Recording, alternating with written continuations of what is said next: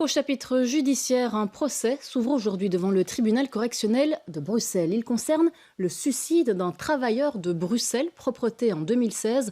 Jean-Christophe Pezès, on vous rejoint au palais de justice. L'agence est poursuivie pour non-assistance à personne en danger et homicide involontaire. Oui, et dans la ligne de mire de ce procès, Camille, il y a les agissements d'un brigadier de l'agence Bruxelles Propreté qui aurait multiplié les faits de harcèlement durant plusieurs années auprès de nombreux travailleurs de l'agence. La victime qui s'est suicidée était l'un d'entre eux. Un ancien ouvrier est d'ailleurs venu témoigner de ces faits de harcèlement. Il parle d'un harcèlement continu, répété. Le brigadier traitait les travailleurs de fainéants, de bons à rien. Il multipliait les insultes racistes ou alors il salissait délibérément les locaux qu'il venait de nettoyer.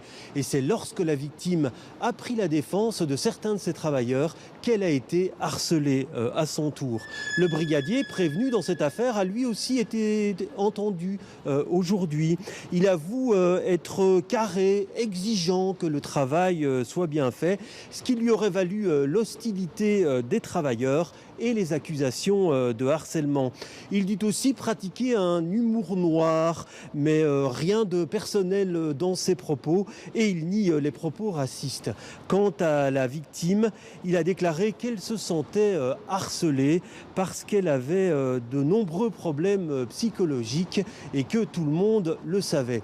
L'avocat de la famille de la victime lui s'est employé évidemment à démonter ces arguments. Il a rappelé tout le processus de harcèlement du brigadier, surveillance excessive, tâches avilissantes, humiliation, insultes. En un mot, selon l'avocat, le brigadier faisait régner la terreur. Il souligne aussi la responsabilité totale de l'agence Bruxelles Propreté dans cette affaire, puisque malgré les multiples signaux envoyés par diverses instances, rien n'a été fait pour mettre fin à ces agissements. Le brigadier travaille d'ailleurs toujours aujourd'hui à l'agence Bruxelles Propreté.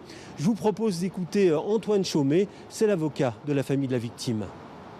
Pour moi, l'ARP, donc l'Agence régionale pour la propreté, est manifestement responsable à la fois de ne pas avoir pris les mesures pour protéger les personnes qui étaient sous sa responsabilité et qui étaient manifestement victimes d'actes de harcèlement, et en outre d'avoir été jusqu'à enclencher une procédure de licenciement alors qu'il n'y avait pas de pièces ou de faits vis-à-vis d'un collègue de travail qui avait déjà fait une tentative de suicide et dont tout le monde savait qu'il était extrêmement fragile.